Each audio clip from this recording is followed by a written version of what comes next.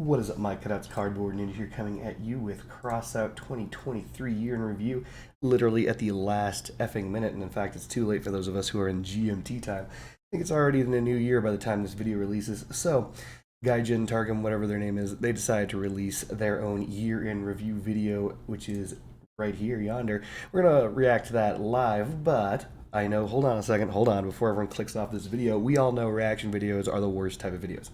Laziest content, blah, blah, blah. So I'm not going to do that to you. Have I ever done that to you? No, I've never done that to you before, but I'm just seeing if it's going to work. Just kidding. No, actually, what we're going to do is we're going to cross-reference their year in review with the Steam concurrency chart. That's right. I'm not going to waste your time. What's this? What's going on over here? So we're going to cross their year in review and see how you guys took it. Let's see. Let's do it. It all began with unexpected discoveries in the northernmost reaches of the world.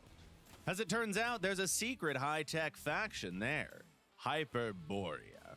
We also discovered a lot of cool new equipment. New cabins, a new legendary generator, a new fast-tracked movement part, new guns, not to mention a whole new spectacular battlefield. An ancient, ice-locked research So far, so true-ish. that survived a volcanic eruption. Even with all that excitement, we felt that we needed to do something extra to spice up those long and dull winter evenings, and built the Game Center. Game Center was good. Hold on, yeah, actually, for those of us who use the Game Center is actually pretty awesome. So let's cover Hyperborea real fast. Everyone knows this was the worst faction released so far. It's not, I don't want to say it's the worst, but it is. And the reason why is because every previous faction that was released came with factional workbenches, right? So Founders, Syndicate, you can go back and you can build their stuff, right? You can't, it's not the entire gamut of the things that were released with the faction, of course, but it is a limited amount of stuff from the faction, so you can still produce those things, right? Hyperborea came with nothing. If you go into Crossout, which many of you are in Crossout, and otherwise you wouldn't be watching this video, you know that if you click on ye old Hyperborean faction, you'll note it just shows you the founder, it shows you the picture, but it doesn't show you any items to craft, because you simply can't craft any, so that's terrible. Hyperborea came with actually new parts in the game, which are currently, after they rejiggered, and I don't believe they go over that in this video, how parts work. They have the best bullet resistance in the entire game, 15%. And if you guys ever seen my video penetration versus resistance, you'll know that's actually important. But it also released two of the most powerful bumpers in the game, which is the snowplow. You get two of them. Snowplow actually replaces the venerable train plow in every way, shape, and form, as it has less mass and more durability than the train plow, using what amounts to the exact same footprint. It looks worse for wedges, so you'll still use a train plow for wedges, but yeah, no, if you have access to the snow plows, you're probably never going to go back to those. Allowing you to make your own unique matches with your own sets of rules. In February, a new co-driver... Oh, we were already in February? Hold on a moment. Let's go back to that month in a review. This is January. Now, if you look down here, you can see Crossout's concurrency from its very genesis here on the far left. This is being covered by my head. But as you can see, the game released here, I believe it was in March of 2019 or so. But anyway, as you can see, oh, 2018, sorry. But as you can see, the concurrency has always sat around like 2K, if I recall correctly. But in January, sure enough, which is what we're viewing here, this down here, is this right here, massive spike. So Hyperborea came in, massive spike. The new game modes came in, massive spike. So far, so true. This is a pretty good year. Or at least this is a pretty good month up into February so far. Driver called Hertz appeared in the valley. If you hear this, you bastard, just know, if you ever wreck our broadcasting station again, we're sending you straight to the Ravagers. Speaking of the Red-Eyed Menace. Now let's skip past the Red-Eyed Menace. Hertz. You guys have seen my tier list of co-drivers. Hertz is very good. He comes in hand with Grizzly as one of the must-buys. So yeah, February seems pretty good so far. But yeah, no, Hertz is a phenomenal co-driver, especially when combined with the Bigfoots as well as the small buggy wheels. At the very end of the winter season, we launched Operation Radiance, a deadly game of tag involving our favorite bloodthirsty robots. People that actually survived the game said they were a lot of fun. Ah, yeah, actually, they're not wrong. Radiance happened. I remember that now. Remember it well, actually. I have many videos. They're on my Twitch. They're on my YouTube. I even have my most downloaded blueprint on the exhibition is a build called Radiance. It is a hover retcher that basically has inverted retchers, and people started copying crap out of it because it will win you, or at least it won Operation Radiance many times solo. So far, so good. I do remember that. It's been a long year. Holy crap. Suddenly spring arrived, and with it, the traditional and traditionally insane drone apocalypse. It was bigger than ever, introducing even more drones, 3 new locations, and lots of thematic rewards. There were so many explosions, it was heaven. Some survivors even say there was so much destruction in March that it severely affected the structural integrity of the nameless tower near the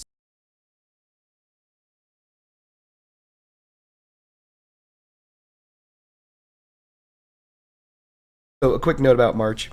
Drone Apocalypse, just so we're on the same page, that was created as a meme. And the reason why it was created as a meme was because of the fact that back when Drone Apocalypse, the game mode before it even came out, people were calling about Drone Apocalypse and Crossout. Everyone was running drones, right? It was really cancerous. It was really terrible. And so the devs kind of made light of that with the Drone Apocalypse game mode. Though, to be fair, Drone Apocalypse is still a pretty fun game mode. I like it. Lots of people like it. But as you can see, concurrency slowly dipping. sepulcher. Not sure if that was true or not, but the tower did start falling from time to time. Oops. While the curious minds of the valley were trying to find out who the heck repaired the tower every night. Actually, funny story. I actually like that. Like changeable terrains, changeable maps, maps with interactive parts. I thought that was a pretty good change, believe it or not, in the CW, Levy CW, and even in standard matches. Tower coming down, changing which parts of the maps are valid, trying to time certain attacks so that people can't escape. It's actually pretty cool. That's actually a pretty nifty feature. We completely reworked cabins, all the way from the common and up to the special rarity. While we were at it, we also Reworking cabins from common to special rarity is true. They changed power scores. They moved cabins from certain tiers. Originally, the Humpback... sorry, not the Humpback. The Jawbreaker was considered a medium cabin. They moved it to the heavy cabin category. They gave the special rarities perks, so that way, but only the cabins, not the weapons necessarily. So Piercers, you're still screwed other than the fact that you were just high stats. But yeah, no. They added lesser versions of multiple perks to the special rarities to allow low-end players the ability to actually compete in medium-low power score play and still gain a bonus. It's not a bad change. Not a bad change. Ish. made lots of small balancing changes to other parts and introduced a new laser revolver. Alright, you guys know I was going to pause the video here. You knew it. You guys know. Anybody who's seen my video on monetization knows why I'm pausing this video here. This is... How do I put this? It is a pattern that I'm certainly sure everyone should have recognized by now, but had you not recognized that pattern by now, I'm just going to tell it to you. Pattern, it goes a little something like this. Step 1, release overpowered garbage. Release just crazy overpowered garbage. Just release it. Just poop it right into the game. Step 2, charge money for it. Okay, so far so good. Well, what's step 3? Step 3 is after it's in the game and the game needs to be balanced and stuff. Nerf it. Just nerf it into the ground. Just nerf that shit into the ground. And what happened with the Athena? Well, exactly that. They released it in the game.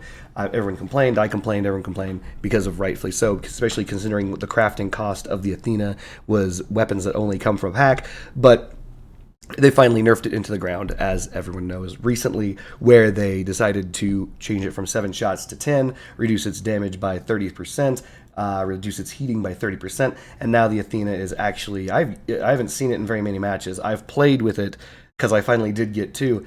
Doesn't feel good. Doesn't feel good. But yeah, here it is, laser revolver. Look at that. There it is. There they are. Back before they nerfed them immediately because, they needed to make their bag. Don't tell Hertz, please. In April, we all searched for Easter eggs and took part in the massive spring mayhem that opened up a whole new dimension. An army of wasteland helicopters took to the skies to grace us with their beauty, and also quite a lot of silliness. To make sure that your efforts in combat were never in vain, we also updated the rating system to better evaluate your contribution and impact in battle.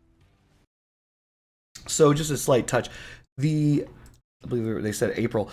Notice how we had a little bit of an influx of players in April, and the reason why was because, yeah, that flying game mode was extremely popular. A lot of people across a lot of different forums, Reddit, yada yada yada, they love the game mode, and that's the reason why. Well, spoiler alert, for those of us, it's not really a spoiler, is you're playing Crossout now if you're watching this video. They made it permanent. They just straight up made it permanent because, well, flying, it was fun. It just is fun. So yeah, they didn't bring in the exact game mode and blah blah blah, but it's still fun, and you can now have your own flying vehicle, all because of what they did in April. May is always the time when we throw a huge party to celebrate the birthday of Crossout. This year was no exception, with a contest marathon and a special brawl featuring vehicles built by the members of the community, both newcomers and the legendary engineers of great renown. But that was all a warm-up before an epic journey on the road to singularity. Let me cut in before the road to singularity. That brawl was kind of weak. I don't know. I've never really liked that brawl. I think most of the time, because they didn't show video of it, if I recall correctly, that brawl is the one where you drove around the wasteland searching for, like, teddy bears or some crap in order to complete the quests or what have you. But yeah, no, it's the birthday year, so it's the birthday month, sorry, so that's how they chose to handle it. Road to singularity. We're catching up quick to modern day, aren't we? Restless survivors got access to secret documents of the mysterious Waterkvarn Corporation, allowing... This is referring to the ARPG thing, the real-world component to Singularity. Valley engineers to build all sorts of new, cool contraptions. Incredibly fast mechanical legs, a super powerful heavy engine, a literal railgun, a self-healing cabin, as well as lots and lots of new structural parts. All right, so Road to Singularity. Let's just go over that real fast. New cabin had to be buffed 4 times. Let's be clear. They reintroduced the 105 speed cabins in that one cabin, which bothers me to this very day, as the cockpit most certainly should be 105, and I think the aggressor should also be brought back to 105. But whatever, they're not going to listen to me. They also brought out the air quotes literal railgun, the Thyrus. You don't see that in combat very much, but to be fair, it is not a terrible gun. One of the key factors of the Thyrus is that it has damn near no profile. No weapon in the game has a profile smaller than it. And well, what I mean by that is it's huge, right? No. The shot. When it shoots you, you actually almost don't even know you're being ripped apart. If you guys have ever been shot by the Thyrus, many people ask, what the hell is shooting me? Because it doesn't have a very good or very large projectile tracer, so you can't really see where it's coming from. All you can see is if you're looking in the direction of someone with a Thyrus firing at you, you might see the flashes from their muzzle, but you don't really see the projectiles coming at you, so it's not that bad. It hits hard. I think it does 260 if all 4 projectiles hit. Its perk is dumb because you have to, eat corpses, as with the Thyrus, though, and by the way, this is a minor, I'm sorry, not Thyrus, as with the cabin. So the cabin has an interesting facet to it. It's been buffed 4 times. In its current state, I'm just going to skip all the previous states. In its current state, you can just turn it on and it'll function. You don't even have to worry about it consuming charge. If there's nothing to repair, it doesn't repair anything. It just maintains maximum. And another thing is, if you push a corpse along with you in front of you, it just stays maximum charged. So you can constantly regenerate everything attached to it. So that's pretty cool. It's not very good in general, but that's still pretty cool. It's a really high power score for what it does, in my opinion, because it is a legendary cabin. The legendary engine, thankfully, the first legendary engine in the game, thankfully wasn't something that hovers technically use exclusively. It's only really there for your super chonkers builds, your super fatty builds. It can make it so if you were using like 9 ML 200 legs, which by the way you're probably using nowadays, or 9 Garidias, which I will get to in a moment, like it really reduces that power penalty, so you can actually maintain some degree of functionality even with a massive amount of movement parts. So it's a pretty good legendary engine, and also he has massive durability, so you can use it as armor. So there's always that. And then we've got the Garidia legs. Oh my god, the Garidia legs. You guys know, everyone thinks, I don't know, for whatever reason, Crossout believes that they're the best movement part in the game. They're not. They're still not better than hovers, certainly not. But they've already been nerfed, and, well, we'll see that down the line. But yeah, other than that, it was an okay battle pass. I think it was pretty okay. It was just barely MVP, if you catch my drift. Barely viable. Oh yeah, that's right. Horrible cabin. The heavy cabin, whose perk is literally to have a lesser functional shiver. It's just terrible. It's a less functional shiver perk. You have to overheat your guns. The new guns that were released in the game, I think it's the Gungnir. It's terrible. It's among the worst weapons in the entire game. The No Thung was among the best weapons in the entire game, and once again, according to the policy of all video games where you release the thing and then you nerf it later, they release the thing. It was phenomenal, everyone used it, and of course, they nerfed it later. All of that arrived just in time for you to test this new equipment in a new, unusual location. A wreckage of an orbital station at the bottom of what used to be a seabed. Was it the survivors that shot it down? No? It's been like that for ages? Okay, mentor. Without even a chance to catch our breath, we jumped straight into the Brawl Festival. A brawl where you could only use the Fortune mine layer. A brawl where the knockback effect of all guns was amped to 11. A brawl where weapons fired several consecutive shots instead of a single one. Some good old football. There were a lot of fun ones. And he's not wrong. Those brawls were kind of fun. The Impulse one was super hilarious as the value of the Toadfish skyrocketed and the value of the Spike skyrocketed, as you could one-hit anyone as long as you were firing at a downward angle and accelerated them to over 100 and I think it's 160 kilometers an hour or whatever. If they touch the ground, they just immediately explode because of the game physics. That was pretty fun. To shake things up in the regular missions, we experimented with a new victory condition where you had to control 2 bases out of 3 in order to win. And also set a special terminal next to the fortress that can call artillery strikes. More chaos to cause, more interesting tactical decisions to make. Yeah, that was a good change.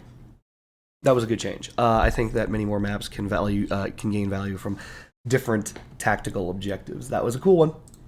Do you hear the roar of the crowd and the revving of engines? That was the sound of the new season of the Steel Championship that sent the whole valley into a frenzy in August. The sport evolved and changed once again.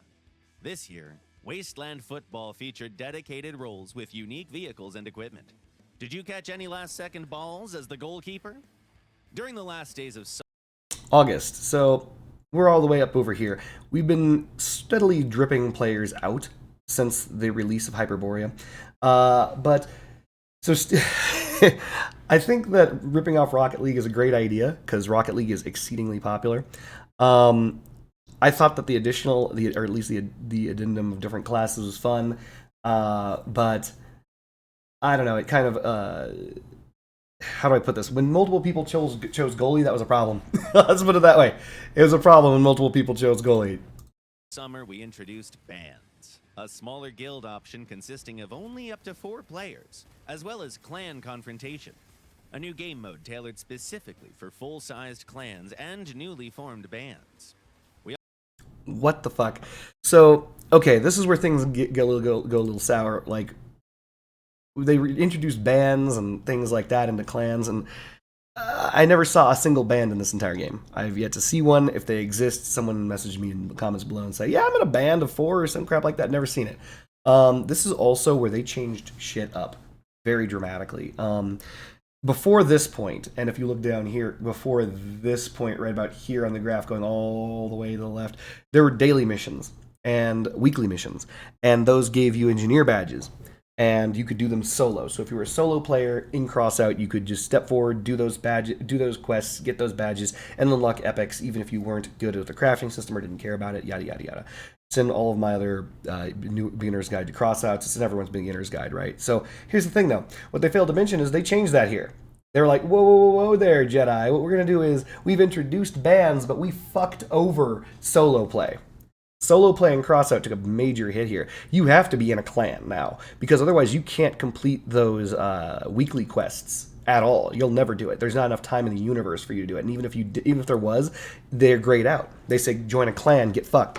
It's like like, what are you doing? Trying to play this video game not in a clan? You need a clan, or else you're not going to get your full allotment of engineer badges. Mind you, for those of us who are in clans that are of great enough size, whether or not you can compete in CW, for those of us in clans of large enough size, you can easily complete the new clan challenges as long as people log in and play, and it does generate a larger amount of engineer badges than it did before. So before, it took 2 weeks for you to get one of the crates that could get you an epic. Now it only takes basically one a week if your clan is active. And then in addition to that, they changed the way crates work.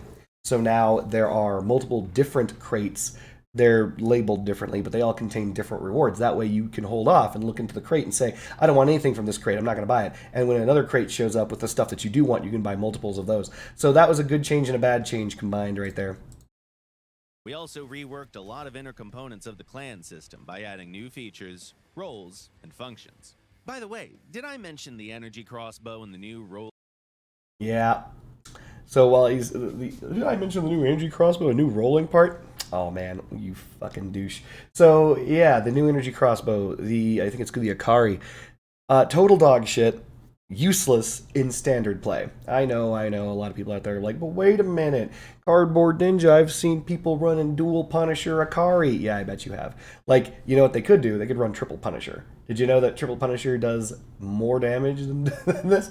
They just don't have a third Punisher. If they had a third Punisher, they just run 3 of those. This, of course, fucks over Leviathans really, really hard-ish.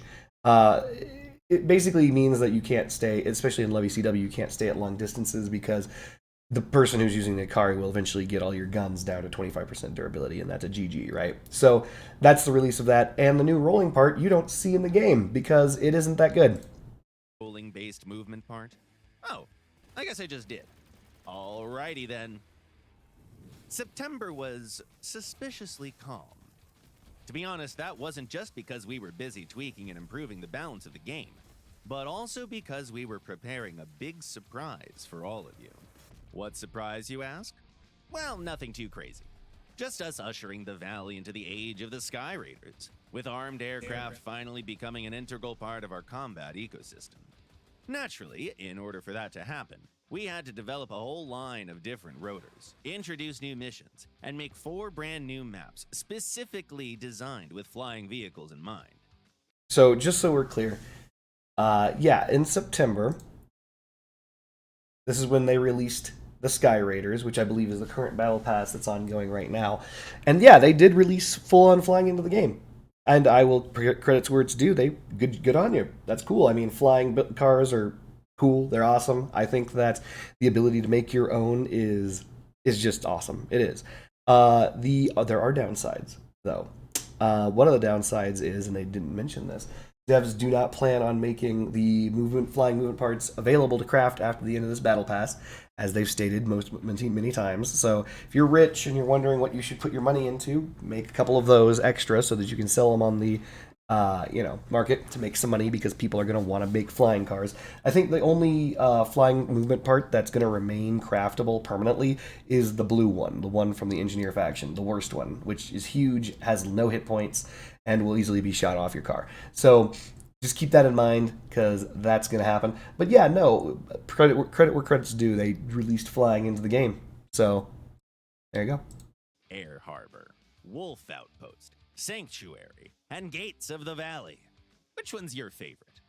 Obviously, we also brought in a lot of new shiny equipment. A new mine layer, a new autocannon, a new cabin. Normally I would have waited until the end to cover this. Flares are awesome, but just so we're clear, the mine layer is dog shit. Let's just cover this real fast. So these new weapons are made, obviously, to be tailored towards the flying game mode. Fair enough. Aerial units have a significant number of choices and options to dominate ground targets. That would be every weapon in Crossout. And the end. Like, any weapon you've got, put on a flying vehicle, you're going to dominate people with the same weapons on the ground. The mine layer, which is basically not a mine layer if you're flying a helicopter really, really high, over 30 meters, obviously you drop bombs. The bombs have increased blast, etc., etc. You don't need. The best way to phrase this is you don't need more options for dominating the ground vehicles. You need options to actually fight air vehicles. Because if you come into a match trying to dominate ground vehicles as an air vehicle, in other words, if you have that mine layer and that mine layer alone, you're gonna die. You're gonna get completely obliterated, and you're gonna be blown up by the air vehicles. The air vehicle players, they're just gonna fly over and shoot you. As for the Starfall is the autocannon that they released into the game. I've been meaning to get to this, and I'm gonna get to it right now.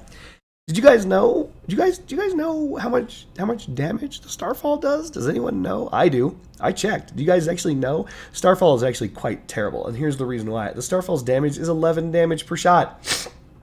11 damage per shot. So for those of us who don't know, you might be thinking, well, what does that mean? What does that matter, Cardboard Ninja?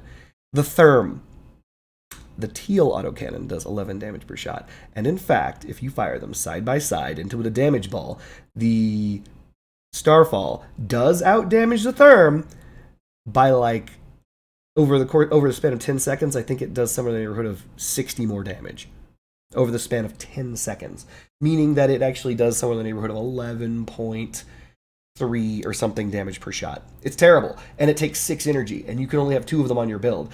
Compare that to the Therm, where you can have 4 of them on your build if you really want to.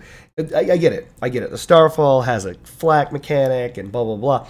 But for those of us who don't recall, because you guys seem to forget, the flak mechanic that's on the Starfall does not increase the damage of the Starfall.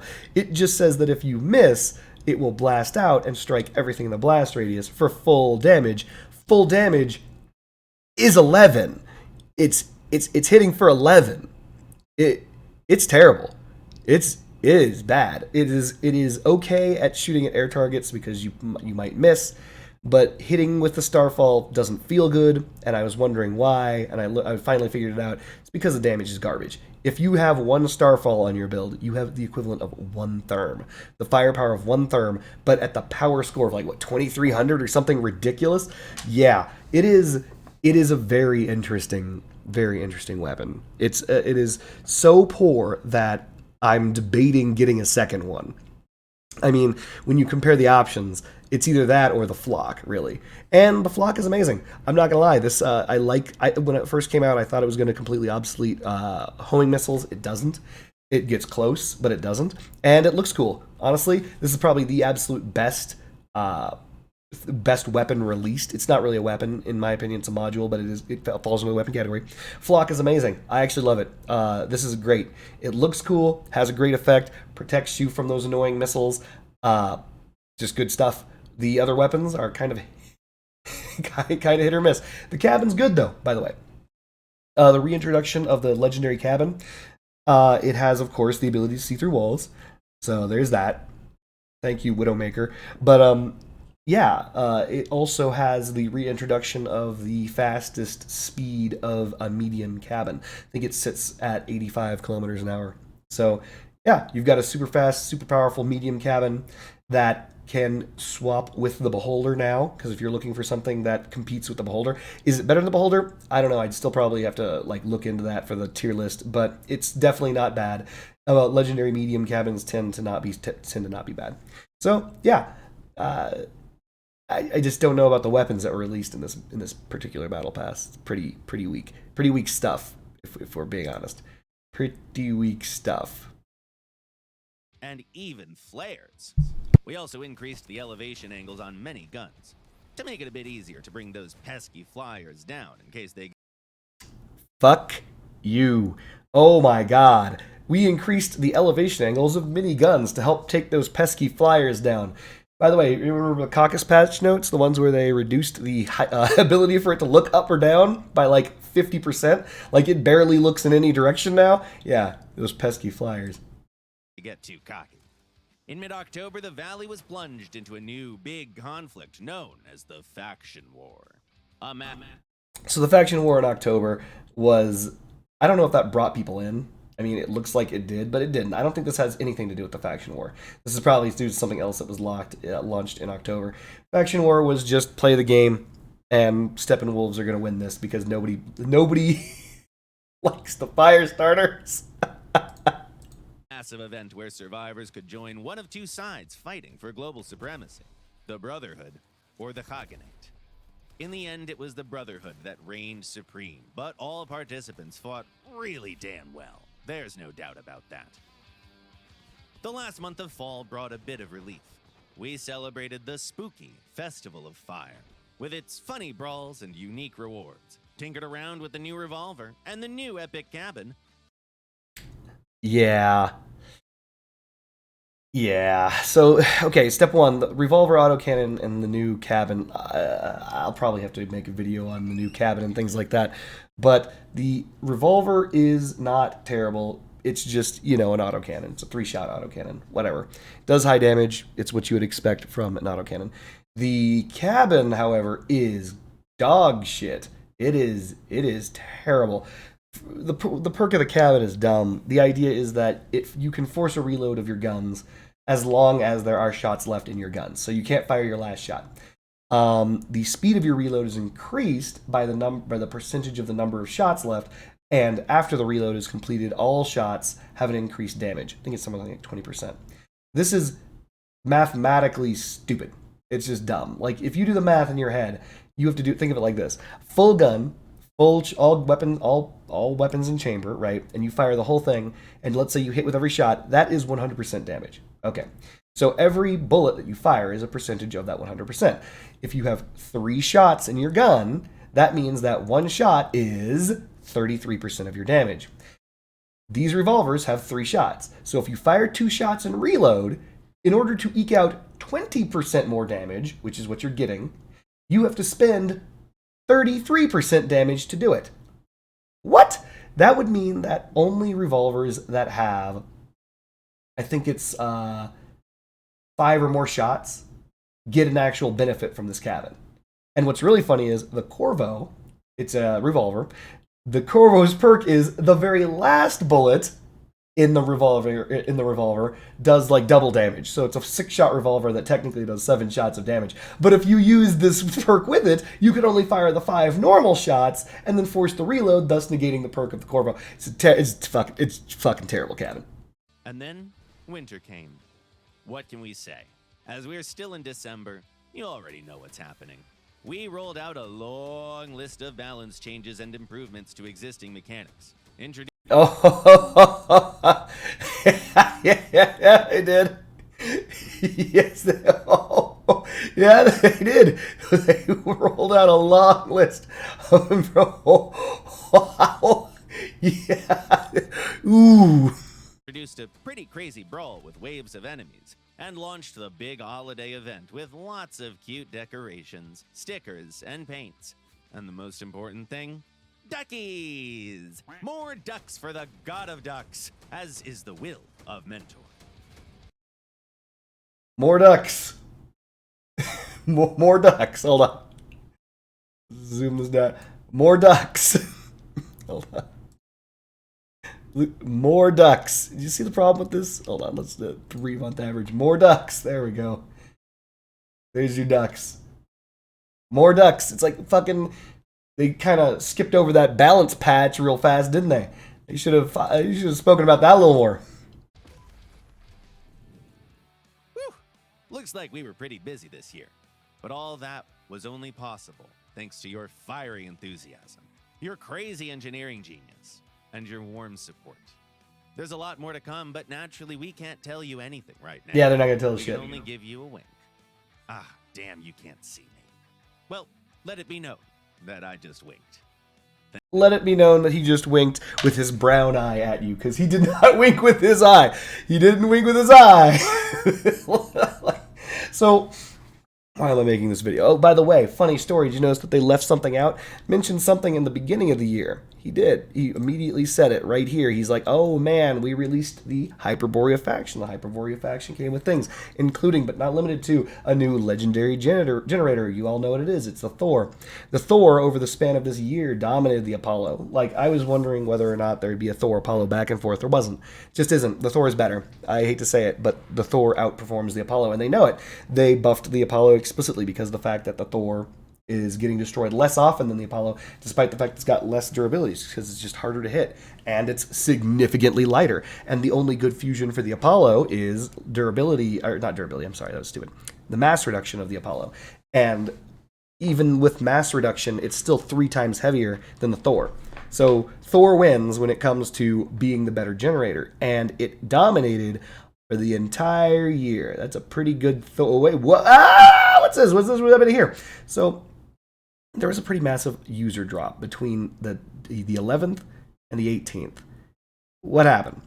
Well, what's funny is this is not corollary. I wondered if there was something corollary between this. I don't know what happened on the 18th, to be super honest. I don't. And that's because the balance patch that they mentioned was released over here. It was released in like the 11th or so. But here's what I do know. That balance patch was brutal. Because as I said in the video that followed the patch notes for that, everyone's poor now, right? If you're not ultra mega wealthy, you're fucking poor now. And that's because of the fact that all of your weapons are fused wrong. Everyone's weapons simultaneously are fused wrong. And they know it too, by the way. Do you know why? Because they're the ones who've been giving us the fused weapons. They're the ones who create the weapon fusion events, right? And so they handed us all these fused weapons that are fused improperly, or at least currently improperly. Back in the day, there were god fusions at the time. But now they're all fused wrong, literally forcing all of us to refuse our shit. Oh, we have to refuse our what? Refuse everything we own? Oh. And then in addition, there's a reason why I went back to the 1 year and mentioned Hyperborea and the Thor over here. Because what they didn't mention in their video was the new generator. Do you remember the new generator? The one that introduces, what is it, 6 energy generator? Or 5 energy generator, or whatever the fuck it is. The thing that's no longer, that completely obsoletes the Thor, that after the Thor has been here for a year, which had a craft cost of 2 Thors. And of course, 2 still wins. Gotta find the most expensive legendary and just punch it in the dick, right? Mind you, these are all on things that you can't craft. You can't craft Thors, right? Those are only available via Battle Pass, money. You can't craft still wins. Those aren't available at all. Like, you just can't get them. And of course, that was the new relic generator that they did not bring up. They just straight up didn't bring it up. And yeah, this really hurt player concurrency, it appears. So the reason why I'm bringing this up is I was in a raid, not a raid, I'm sorry. I was doing no, it was a raid. Doesn't really matter. The other day. And someone asked me if I was the YouTuber, jerk, and they asked me, hey, I'm going to talk about the massive player drop in Crossout. And I'm like, look, everyone keeps saying Crossout's dead game. I'm not going to believe that because I don't know what the hell he's talking about. But I said I'd look into it, and this is me looking into it. I decided to look at the only concurrency information that's available for Crossout, which is the Steam concurrency, and sure enough, there's a massive drop. And I'm like, wait a minute, hold on a second, Cardboard Ninja. Don't be that guy who thinks that the sky is falling. Certainly, it's December. People need to go home. They got to go to their families. People aren't going to play Crossout because this is nearing the 25th of December, right? Look at this, December 25th, Christmas. Certainly, people are going to be busy, right? So, what did I do? Let's go back a year. That's weird. November, December. Huh, let's go back 2 years. There's November, December. So December has a slight dip, but it's not like there's a precipitous drop of everyone going home to their families. Let's go back again. December. This is the year of 2020. In fact, in February, things start picking up. Just keep going back. Like, you just keep going back. December. People actually started playing the game more in December. In fact, December, 9th? Yeah, people are playing the game. Huh. Go back some more. Like, December is not a dip. It's not a anomaly in Crossout's concurrency. December is not. There's nothing magical about December. So what's this about? This is bad. Like, that's terrible. We slight things down. Like, the average number of players has dipped dramatically. Well, the word's precipitously, but whatever, has precipitously dipped in. Literally on the 18th. As of the 18th, we lost, I'm not going to say half the player base, but about a third of the player base who were regularly logging in for ever. Because, again, you want to look at this, about 7.5K, right? So you're looking at month over month. You're looking at 7.5 to, well, earlier January is 10. But, obviously most games slowly lose active concurrency. But that's fine, right? So you're looking 7.5K active players for an entire year, effectively. The most concurrent active players of any year, if you look back. And all of a sudden, What's this? We drop underneath 5K. You're looking at 4K concurrent, and now, as I'm speaking this, you're down to 2.5K concurrent. This makes sense. This is the new year, though. This is probably going to jump back up a little bit, but this is concerning. Disconcerting. Like, again, that's not good. You're looking at a month.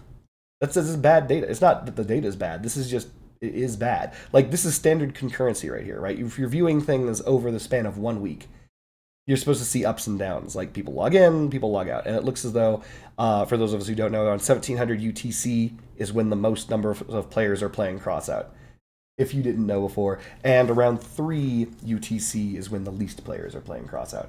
But yeah, no, this is something that is wholly unique to the end of the year of this year. And the only thing that happened at the end of the year this year was the massive balance change that came in and shit on everyone's fusions at the same time as the release of the new generator, which made it so everyone's super meta build is now dog shit and worthless because you don't need it. You don't want, like, if you fused your Thors, you're fucked, because now it's completely useless. You can't use your fused Thor to craft a new, damn it, why can't I remember the name of this thing? Gungnir or whatever. The new relic generators. So, yeah, I think that these changes at the very end of the year that they decided to cram in were a bit much. I think that also, the other thing is, the reason why I made this video, because again, it's not supposed to be a pure React video, it's not. There's too much shit happening throughout the year. Did you see that video just now? There's so much shit in Crossout. Things they failed to mention. This is stuff that happened in the middle of all this shit. During every one of the major battle passes, there were 3 sub-battle passes. We're currently in the middle of Battle Pass 2 of 3 sub-battle pass in the middle of the Skyraiders event. Like, they're releasing tons of garbage. There are fusion events, the return of the Raven's Path. I didn't make a video at the time, but I should have. There were 3 different ways at the exact same time to fuse a photon cabin. Like, which one are you supposed to do exactly? Like, new players are going to get confused. All of them cost different resources to have different results. Crazy shit. So, here's my advice to Targum, to Gaijin, to whatever. You got to slow down. You're releasing too much stuff too quickly and obsoleting too much stuff too quickly. You're making all of the stuff that we earned completely obsolete whilst at the same time releasing new stuff. So not only do we have to refuse our old stuff, so if we have retchers, for example, we finally got our God-fused retchers, completely useless. You need to refuse those into better retchers. Okay, great. And at the same time, we're also releasing new stuff that you have to get. It's crazy. It's crazy. Like, it's some crazy stuff. I think that they need to slow down, release less content simultaneously, and if I'm seeing this, I'm certainly sure they actually have, with the ability to actually access their databases and see their concurrent numbers, they are definitely seeing this. And so they need to address this shit. Like, they need to be like, whoopsie, we nerfed everyone's shit into the ground. That was a mistake. What we should probably do is undo that. You know, we kept giving you free fusions and all this stuff like that. And what we did is we kind of set you up into having none of the best weapons instead of having the best weapons. What we should probably do is undo that. They should probably undo that. Whoopsie. They already did kind of a undo on the generator because originally it cost 2 Stillwinds and 2 Thors. And, well, I think the reason why they went back on that is because, there aren't that many Stillwinds in the game. Like, when was the last time that we've been able to craft a Stillwind? That week, there was been exactly, since the Stillwind reached its colossal money point, only been, like, what? One sub-event that showed up that gave Stillwinds away. And, of course, as we all know, the Omawari is still worth 7K plus. I warned you guys. This is Cardboard Ninja and my I told you so's. I made a video when they were releasing freaking Thor generators, and I said, don't trade your fucking Thor for one of these stupid fused items. I said that. I said don't do it. Got people in the comments section, they're all like, nah, dog, I actually don't need a Thor. I'm gonna get rid of my Thor and get a fused freaking cycle. No! What happened immediately? Thor price shot right back to the goddamn moon. It's still over 7K right now as I speak. Why? Because it's used in crafts. It's used in all this shit. You don't ever trade a Thor. Don't trade your Omamori. Don't trade your Thor. Don't do that. Don't you do it. And don't trade your Stillwinds, because those are the legendaries worth the most money. But anyway, so I'm going to get this video out before it is midnight my time, so at least this is the final video of 2023 my time. Sorry if you're in UTC and you're already in the new year, but I'm thankful for you guys showing up, thankful you guys watch my videos, clicking on my face over here, my facey face, and letting you guys in on all the information that I can and Crossout. I hope that you guys haven't quit, but if you have quit, and you're seeing this video, and you've actually reached this point in the video, freaking 45 minutes in, let me know. Actually, let me know. I'm actually interested at this point. How many people literally, genuinely have quit Crossout due to this shit? Because there's got to be a huge number out there. Like, if looking at the difference between the bottom of the graph and this point in time right now, and looking at the top of this graph, we're looking at a drop of, what? Jesus Christ. 5 to 10, that's 2.5. Wow, like 4,000 players? So we're looking at like 4,000 players. If you're one of the 4,000 who actually quit the game, let me know, and let me know why. Was it because they fucked over everything you owned? Was it because they made it so it's impossible for you to have the most meta build? Because they released a relic generator that makes it mandatory for clan wars? Like, let me know. It's probably those are probably the two reasons, yeah. But anyway, peace. Happy New Year to all of you. Sorry I didn't make something for Christmas, but maybe next year we'll see. Also, coming in the new year, probably gonna do more tier lists or something. I don't know. I'm not a doctor. Can't see the future. Like, subscribe. If you've been here this long, I thank you very much. Peace.